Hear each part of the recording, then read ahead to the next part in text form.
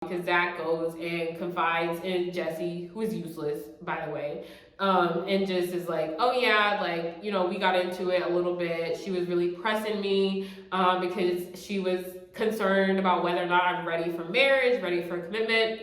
Which, first of all, before we even get into that, and her little voiceover going into the date portion of the date, Miss Thing is like, oh yeah, I know that Zach's ready. I know that out of all three guys that I have left, like, Zach is the most prepared and the most emotionally available for marriage. So where's that energy, Rachel? Where did that go? Anyway. So Zach is like, oh yeah, she's pressing me because of my age, like da-da-da-da. I feel like we had a really inauthentic conversation. It wasn't genuine. I felt like, you know, everything came off and I feel like I didn't even know who she was anymore. Which, super alarming, super concerning. Like, that should just send up warning signals. And I think it did. But let's unpack this. Let's get into it because I had a lot of issues with what it sounds like this conversation entailed. So, first of all, they're the same age. Like, let's just put that on the table. This is a fake issue. This issue, I will not validate it. I refuse to call it valid because it's not, because they're the same age. 25 to 26, that's the same thing. I don't care. Done. Second of all, he's the most emotionally available. He's the most thoughtful of all the guys that she has on her journey right now. His hometown, he planned the most thoughtful date. He nodded to every memory that they had on their journey thus far and packaged it all into a hometown date for him. A hometown date for her, down to the little homemade movie that he and his family enjoyed at the end of the night. Like, he's so thoughtful. He's always like thinking about her, trying to make her feel special, trying to reminisce on positive memories that they have together. So I just hate that that's not being appreciated.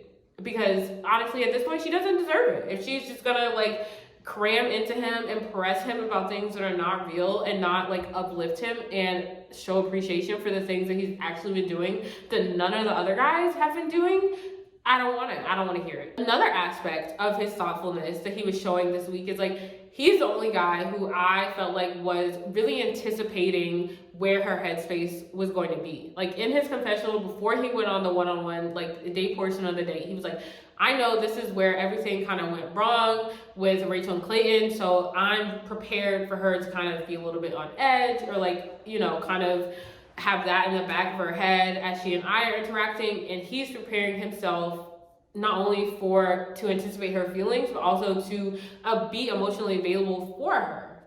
So if that's not what you want in a partner, I don't know what is. That's the whole point of a relationship, is to add someone to your support system and to have someone there for you to emotionally lean on. Like, I don't know what's not clicking for Miss Rachel. And third of all, this is all a waste of my time and my breath, because like I said, this is not about Zach. This is not a real issue that she has with Zach. Like, he has displayed no red flags up until this point.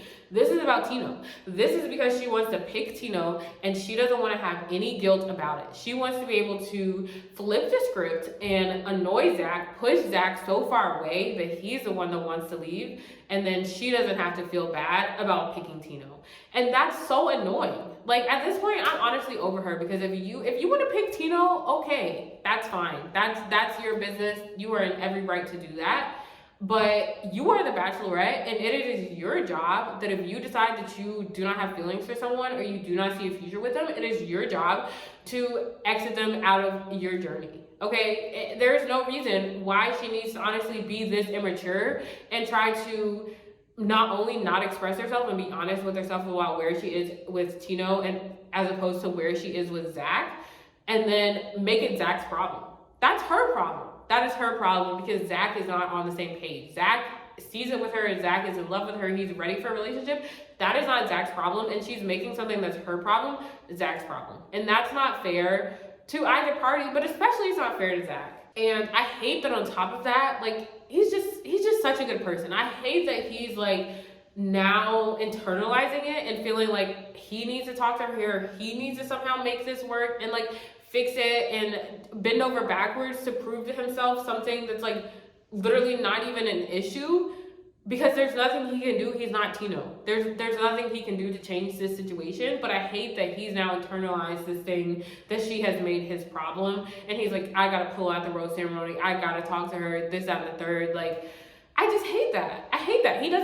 He should not have to do that. And I feel like if you're that close to a potential engagement and a proposal and you're feeling like you still have to prove yourself to your partner, like that should be a big sign that they're not the one for you. And that's not me saying like, you know, Zach should just immediately, like, it should immediately click for him because he's in love with her. So I'm able to give him grace in that sense that, like, he might still have a little bit of those rose-colored glasses on.